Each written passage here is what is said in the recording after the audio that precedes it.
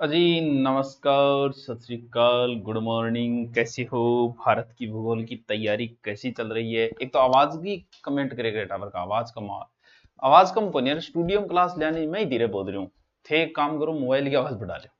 सबसे पहले हमने भौतिक प्रदेश पढ़ा। भौतिक प्रदेश में सबसे पहले उत्तर का विशाल मैदान पढ़ा। अब उत्तर का जब हम विशाल मैदान पढ़ चुके हैं, देख लीजिए वही CTR, ठीक है। देखो कि चाह रहे हो, साथ साथ में समझते जाना, और फिर आपको PDF तो मिल ही जाएगी। आप व्हाट्सएप ग्रुप से भी जुड़ सकते हो और टेलीग्राम जुड़ेगा, हो ही कोई बात नहीं। सबसे पहले हमने पढ़ लिया उत्तर का विशाल मैदान। ठीक है सर, वो हमने पढ़ लिया और आपने भी हमें बता दिया। आपने बहुत अच्छा काम किया, समाज हित में कार्य किया कि आपने बता दिया। अब जो है वो है प्रायद्वीपीय पठार। ये प्रायद्वीपीय पठार, प्रायद्वीप किसे बोलते हैं? द्वीप बोलते हैं जिसके चारों ओर जल हो, प्रायद्वीप जिसके तीन ओर जल हो। त्रिभुजाकार आकृति में प्रायद्वीपीय पठार। ऊंचाई भी ठीक है इसकी, लगभग 600 से और तेरी 900 मीटर तक लगभग इसकी ऊंचाई है। यह भारतीय उपमहाद्वीप का सबसे प्राचीन भूखंड यही माना जाता है, बहुत पुराना है, इसलिए भूकंप यहां सबसे कम आते हैं। हाँ, कुछ उदाहरण है लातूर वगैरह महाराष्ट्र के जहां भूकंप आए, लेकिन ये भूकंप जोन में नहीं आता वैसे, क्यों? भूकंप जोन को जब आप अलग न पढ़ो। और सबसे बड़ा भौतिक प्रदेश भी यही है। एक चीज देखो, आधा भारत ने कवर कर रखे, बड़ो थोड़ो ही हो, पूरा भारत को क्षेत्रफल 32 लाख, वो एकलो ले रखे 16 लाख, 16 लाख वर्ग किलोमीटर में। ठाडो गुरुजी, ठाडो है, ठाडो डोटो डोको डांग न पाड़े, ठाडो है। आकृति कैसी है? त्रिभुजाकार। किसका भाग है? प्राचीन गोंडवाना लैंड का भाग है ये, गोंडवाना लैंड का। मैं इसको अलग बना दूं, आप कहो तो को जो कंगोरे, ये क्या क्या बता दिया मैंने? प्रायद्वीपीय पढ़ रहे हैं, द्वीप फिर अलग से पढ़ेंगे। आकृति बता दी कैसी है, त्रिभुजाकार आकृति है। कितने लाख वर्ग किलोमीटर है? 16 लाख। किसका अवशेष है? गोंडवाना लैंड का। और भौतिक प्रदेशों में ये सबसे बड़ा भौतिक प्रदेश है। ठीक है सर। अब चारों ओर ये जो है, इधर पूर्वी घाट आ जाएगा, इधर पश्चिमी घाट आ जाएगा, जिसको हम बाद में पढ़ेंगे। उत्तर जो है विंध्याचल पर्वत श्रेणी आ जाएगी, इधर रावली आ जाएगी। दक्षिण कहां? कन्याकुमारी, कश्मीर से कन्याकुमारी। उत्तर से दक्षिण अगर मैं इसकी लंबाई की बात करूं तो लगभग 1600 किलोमीटर है। बहुत इजी इजी प्रश्न है, बहुत इजी इजी। ऐसे अगर मैं बात करूं तो लगभग 1400 किलोमीटर है, 1600 और 1400। अब इन अंदर, एक मिनट, एक मिनट, ये कर क्या रहा है? ठीक है। अब आप थोड़ो थोड़ो थोड़ो थोड़ो इंगमा पढ़ना, क्योंकि इतो बुढ़ेगा छोटा छोटा छोटा छोटा छोटा छोटा कुछ भाग है, कुछ टुकड़े हैं, और उनको अलग अलग से कई बार उनका क्वेश्चन पूछ लेते हैं। सबसे पहले इसके अंदर हम पढ़ते हैं मालवा का पठार। ये इसको भी अलग से बना लेता हूं, मैं ऐसे बना लेता हूं। कौन सा? मालवा का पठार। अपना हाड़ौती क्षेत्र में नहीं, मालवा का पठार समझना। सबसे पहले भौतिक प्रदेश के बारे में बताया, अब मालवा। इधर आ जाती है मालवा की उत्तर साइड में अरावली आ जाती है, दक्षिण साइड में विंध्याचल पर्वत श्रेणियां आ जाती हैं। थोड़ा बहुत अटक जाएगा तो आप क्वेश्चन आराम से सोल्व कर दोगे, कोई टेंशन नहीं होगी क्वेश्चन सोल्व करने में। देखो कि अरे हो, ठीक है। लगभग 1.5 लाख वर्ग किलोमीटर क्षेत्र में ये मालवा का पठार फैला। इधर लास्ट बुंदेलखंड जो है वो पठार आ जाता है, इधर लास्ट में पूर्वी साइड की ओर, और दक्षिण में विंध्याचल है। इसकी भी आकृति कैसी है? त्रिभुजाकार है। ये जो पठार है वो किससे बना हुआ है? वो ज्वालामुखी क्रिया द्वारा बना हुआ पठार है, मालवा का पठार। मिट्टी कैसी है? अपनी हाड़ौती में मिट्टी कैसी है सर? काली, तो भाई काली अठवेगी। कितना? काली मिट्टी क्या खातर उपयोगी है? कपास खातर, सोयाबीन खातर। कितना वर्ग किलोमीटर में है? 1.5 लाख वर्ग किलोमीटर में फैला हुआ है, लगभग 1.5 लाख वर्ग किलोमीटर। तो मालवा पठार के उत्तर पश्चिम हाड़ौती पठार आ जाएगा इधर, वो बता दिया। और चंबल नदी मालवा पठार के उत्तर पश्चिम जो कि आपने अगर आगे भजाए, ठीक है। ये जो है सर्वाधिक अवनलिका प्रदन इसी में होता है, गैली एरोसिन बोला जाता है, जिसके कारण इस पठार में उत्खात सतलाकृति, उत्खात भूमि का निर्माण हुआ है। जो उत्खात हम हाड़ौती के अंदर भी पढ़ते हैं, वहां देखा। और मालवा का जो पठार है विदिशा बुंदेलखंड एमपी, बघेलखंड यूपी आदि क्षेत्र है। ठीक है, इतना याद रखना मुख्य रूप से एमपी में, ज्यादा माथापच्ची ना करियो बस, और ज्यादा टेंशन लेने की जरूरत है कुछ। ठीक है, तो आगे चल, आगलो जो है नाम वो है बुंदेलखंड और बघेलखंड का पठार। कौन सो? बुंदेलखंड।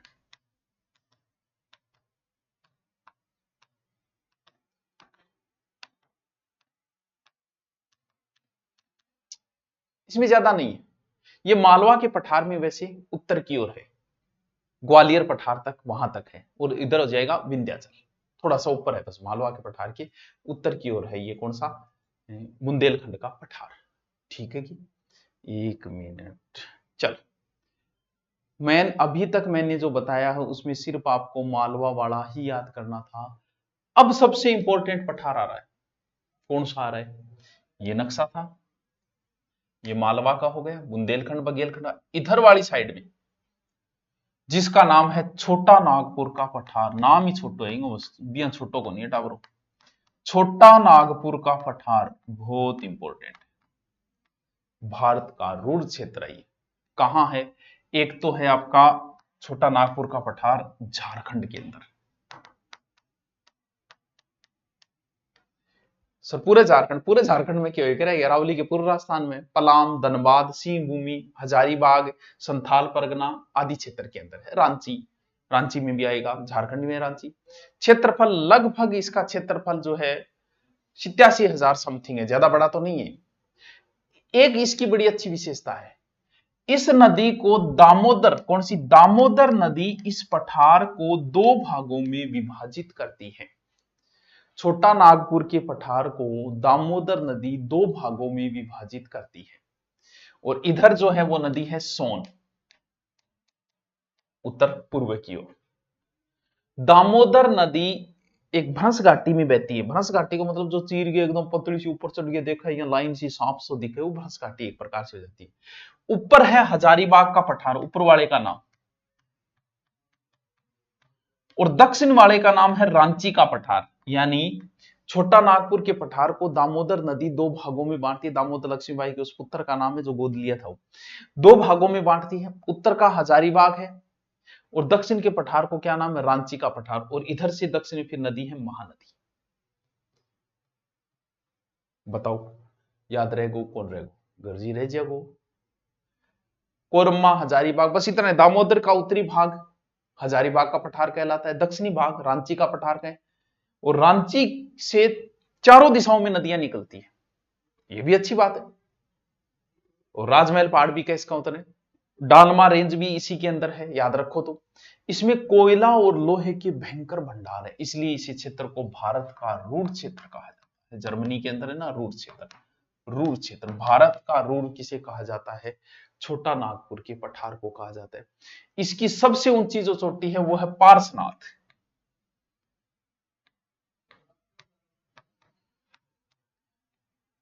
लगभग 1336। छोटा नागपुर के पठार की सबसे ऊंची चोटी है पार्श्वनाथ, 1366 मीटर ऊंची है पार्श्वनाथ की चोटी, पार्श्वनाथ की चोटी याद रहे जैसी के राखना पड़ेगा, राखना पड़ेगा क्योंकि इंपॉर्टेंट चीज है। देखो सबसे पहले क्या बताया मैंने? मालवा का पठार, सर बताया था। फिर क्या बताया? छोटा नागपुर का पठार, ये दो इंपॉर्टेंट। अब जो तीसरा बता रहा हूं वो बताते ही तो दिमाग ही चकरा जाएगा। और इधर मेघालय का पठार, गुरुजी, और फर्स्ट ग्रेड में पूछ लियो ये क्वेश्चन, इतना अच्छा क्वेश्चन। उसने पूछा कि मेघालय का पठार किस भौतिक प्रदेश का अंग है? अब देखो गुरुजी वो प्रश्न ये क्या पूछो, ओ ही खातर पूछो ए, क्योंकि अब थे देखो मेघालय के पठार की है कठेबा, देखो कहां, कहीं नया टाबर है नहीं के करा, नक्शा बना ही बताना पड़ेगा, नक्शा अच्छो बने कौन फिर कोई कमेंट आओ। ये उत्तर का मैदान, और यहां है मेघालय का पठार, बीच में उत्तर को मैदान आने लग रहे, और अठ है वो प्रायद्वीपीय पठार है। अब बताओ क्या सोचोगा थे? आधो तो आज सोचो कि मेघालय पठार हिमालय भाग हो उसके, बिल्कुल हो उसके। आधा सोचिए कि उत्तर मैदान गई इनने, जिसने नहीं ढंग से पढ़ा वो उत्तर के मैदान का भाग कर आया, और जिसने पढ़ा था वही करके आया कि ये प्रायद्वीपीय पठार का भाग है, मेघालय का पठार। यानी छोटा नागपुर पठार कोई भाग है जो मालदा गए कट गए ना कजाई पड़ गयो। जी हाँ, आपने मेवाड़ ही एक आदमी कुंभकर्ण गयो नेपाल, नेपाल में राणा शाह की शुरुआत करी, बोलो गठे नेपाल गठे मेवाड़, तो ओ भाग छोटा नागपुर गयो, मालदा गए कट गयो। याद राखियो टाबरो, मेघालय का पठार किसका भाग है? प्रायद्वीपीय भारत का, मेघालय का पठार बहुत इंपॉर्टेंट है। इसमें कुछ पहाड़ियां हैं, गारो, खासी, जैंतिया और मिकिर। गारो, खासी, जैंतिया, मिकिर, गारो, खासी, जैंतिया, मिकिर। जनजातियां भी है, खासी जनजाति है, गारो जनजाति है। एग्जाम में पूछ लियो हमको क्रम, ये याद रखना, गारो, खासी, जैंतिया यही लिखना है। क्रम भी पूछे वही क्रम है, गारो, खासी, जैंतिया। यहां पहाड़ियां है, गारो, खासी, जैंतिया, गारो, खासी, जैंतिया। ये लगभग 35,000 वर्ग किलोमीटर, ज्यादा बड़ा तो ये नहीं है। खासी पहाड़ी पर एक जगह है, खासी पहाड़ी पर एक जगह है जिसका नाम है मानसिवराव। कठे है, मेघालय के अंदर है मानसिवराव, जहां विश्व की सर्वाधिक होती है वर्षा। इस पहाड़ी का सबसे उच्चतम स्थान जो है वो शिलोंग शिखर है, 1965। शिलोंग शिखर, शिलोंग शिखर 1965 मीटर ऊंची है। क्या बात है सर, क्या बात है जट्टी, क्या बात है। बताओ याद हो को नहीं? दोबारा देखो क्यों को नहीं मेरे को याद भाई। सबसे पहले मैंने बताया मालवा का पठार, छोटा नागपुर का पठार, छोटियो कटियो, कटिए चले गए शिलोंग का पठार, इतनी तो बात बताइए था। फिर इस पूरे पठार को एक नाम और दे देते हैं, दक्कन का पठार। और दक्कन का पठार में फिर छोटा छोटा पठार और आ जाए। दक्कन को पठार लगभग 80% तो महाराष्ट्र में है दक्कन को पठार, फिर मध्य प्रदेश के अंदर है दक्कन को पठार, फिर छत्तीसगढ़ में है, फिर उड़ीसा के अंदर है, फिर कर्नाटक में है, फिर तमिलनाडु में। इतनी जगह, यानी पूरा दक्षिणारो बचियो भी दक्कन को पठार नाम दे दियो, दक्षिणारो बचियो भी दक्कन को पठार नाम दे दियो। अब इनके अंदर टाबरो छोटी छोटी और है, जैसे सतपुड़ा श्रेणी, सतपुड़ा श्रेणी इसी के अंदर आती है, दंडकारण्य इसी के अंदर आता है, तेलंगाना का पठार इसी के अंदर आता है, पश्चिमी घाट, पूर्वी घाट। पश्चिमी पूर्वी हम अलग से उसमें पढ़ लेंगे तटरेखा के अंदर। अलग अलग आया, अब आने भी देखना पड़ेगा किसके अंदर आएगा, ये दक्कन के पठार के अंदर। दंडकारण्य पठार या दंडकारण्य वन, दंडकारण्य पठार। दोबारा रिपीट मारती हूँ टाबरो, मैं लाइव ये खातर कौन लिया, टाइम ज्यादा खराब है लाइव, समझे करो। इतना एक सीरियस बच्चा जो है ना, जो विज्ञान मतलब सिलेक्शन के लायक है, जो आरएस की तैयारी कर रहा है, ग्रेड की तैयारी कर रहा है, वो बच्चा सच में ही बिना मतलब की बकवास नहीं सुनना चाहता। वो यूट्यूब पे सिर्फ काम की चीज देखना चाहता है, और उसे मिल जाए बिना मतलब में फिर कमेंट पढ़ूंगा कोई की कह रही है, कोई की कह रही है। तो मैं चाहूंगा थान सिर्फ कंटेंट मिले और आप जाओ। कोई बात बोलनी है तो मैं बकतूंगा। छत्तीसगढ़ में इसे बस्तर का पठार भी बोलते हैं, दंडकारण्य पठार। यहां दामन जोड़ी सबसे बड़ी खान भी है। अच्छा, दामन जोड़ी, हेलो बॉक्साइट यार, ये दब कीजिए, ये तो माख्या जीव हत्या करनी पड़ेगी, मर्डर करनी पड़ेगी।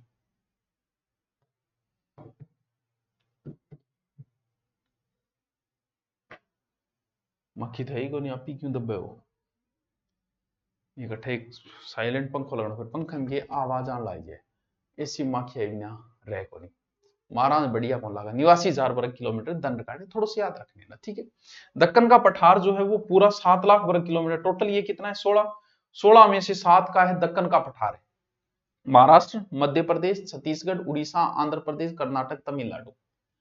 अब इनमें कुछ श्रेणी और आवे, सतपुड़ा श्रेणी अगर थे नाम सुनिए तो, सतपुड़ा श्रेणी मने पतो है थारो नाम सुनेडो योगो सतपुड़ा। ये लगभग 21 से 24 नॉर्थ के बीच में है, 21 से 24 नॉर्थ के बीच में है। बेसाल्ट और ग्रेनाइट चट्टानों की इसके अंदर अधिकता है। इसकी एक चोटी है, सर्वोच्च चोटी, जिसका नाम है धूपगढ़। महादेव पर्वत के ऊपर एक चोटी है धूपगढ़, याद रखियो, धूपगढ़ चोटी बहुत इंपॉर्टेंट है। धूपगढ़ चोटी, महादेव पर्वत पर एक चोटी है धूपगढ़ चोटी। कितनी ऊंची है? 1350 मीटर। धूपगढ़ चोटी कितनी है? 1350 मीटर। किसके अंदर है? सतपुड़ा श्रेणी के अंदर है। कौन सी चोटी? धूपगढ़ चोटी, महादेव सतपुड़ा श्रेणी के अंदर है धूपगढ़ चोटी। इसी के इधर धूपगढ़ चोटी के और एक स्थान है पंचमंडी। अगर कभी आपने नाम सुना हो, एमपी का सबसे अच्छा स्वास्थ्यवर्धक स्थान बताया जाता है ये पंचमंडी। जाए कर दो प्रदूषण, इसी श्रेणी के अंदर है। इनकी दूसरी चोटी की ऊंची चोटी है, पहली कौन सी है? धूपगढ़। दूसरी ऊंची चोटी है अमरकंटक। कितनी? 1066 मीटर। इसकी दूसरी सबसे ऊंची चोटी है अमरकंटक। और इसी अमरकंटक के पास नर्मदा और सोन नदियां निकलती हैं। धूपगढ़ के नजदीक ये है पंचमंडी। सतपुड़ा श्रेणी याद रखियो, सतपुड़ा सबसे ऊंची चोटी धूपगढ़ 1350 मीटर और दूसरी अमरकंटक है। अमरकंटक 1066 है। धूपगढ़ के नजदीक एक स्थान है कौन सो? पंचमंडी। बहुत फेमस स्थान है, सबसे स्वास्थ्यवर्धक स्थान है। बट अगर थे उठिया तो कम से कम 65 साल जियोगा, 60 और जिएगा, बाकी 65 अब सोगो तो मैं देखो बोल कौन सकूं। आजकल जे 60 भी ले लोगा नहीं तो बोला मैं। इसी पठार का भाग है महाराष्ट्र का पठार। किसको? दंडकारण्य को। महाराष्ट्र का पठार इसी पठार का भाग है। इस कहां? महाराष्ट्र पठार है तो भाई वो व्हाइट बार बार मन परेशान करते, हंडा ही बट करे। महाराष्ट्र पठार गठे होगो, महाराष्ट्र पठार तो भाई महाराष्ट्र में ही होगो। महाराष्ट्र के पठार की जो सर्वोच्च चोटी है वह है कुलसुबाई। कुलसुबाई महाराष्ट्र के पठार की सर्वोच्च चोटी है 1646 मीटर। इनकी कुछ छोटी छोटी भाग हैं, जैसे थे अजंता की पहाड़ियां सुनिए नहीं, वो महाराष्ट्र में ही इनको ही भाग है। गोदावरी घाटी इसी में आएगा। अहमदनगर बालाघाट इसी के अंदर आएगा। भीमा बेसिन इसी के अंदर आएगा। बस महाराष्ट्र का पठार, यानी दक्षिण का जो आज पठार पढ़ा, मैं दोबारा रिपीट मारता हूं, दक्षिण का पठार। पहले क्या पढ़ा था? उत्तर का मैदान। मेरे साथ थोड़ा दिमाग में लगाओ काज में कि बताए। आपको बताया प्रायद्वीपीय पठार बताया, 600 से 900 मीटर ऊंचाई बताई। भारतीय उपमहाद्वीप का ये प्राचीन खंड है, भूकंप कम आते हैं, बड़ा भौतिक प्रदेश है, 16 लाख वर्ग किलोमीटर। आकृति कैसी है बच्चों? त्रिभुजाकार है, ठीक है। ऐसे लंबाई 1600 है, ऐसे लंबाई 1400 है। इसके अंदर मालवा का पठार जो ज्वालामुखी से बना है, बेसाल्ट चट्टानों का पास 1.5 लाख वर्ग किलोमीटर के अंदर फैला हुआ है मालवा। फिर आपको बताया छोटा नागपुर बड़ा इंपोर्टेंट है, भारत का रूट झारखंड के पलाम, धनबाद, सिमूवी, हजारीबाग आदि जिलों के अंदर है। संथाल परगना रांची, इसको बीच में दामोदर नदी काटती है, लगभग 87,000 किलोमीटर है, दो भागों में दामोदर काटती है। दामोदर नदी काटने के बाद नीचे वाला पठार रांची का पठार कहलाता है। नीचे वाला रांची का पठार, इस क्षेत्र को छोटा नागपुर भारत का रूट कहा जाता है। फिर आपको बताएं मेघालय का पठार, ये मालदा गैप द्वारा अलग हो गए। गारो, खासी, जयंतिया और मिकिर वहां पहाड़ियां हैं। उसी में खासी पहाड़ी पर मानसीरा स्थान है जो सबसे ज्यादा बारिश।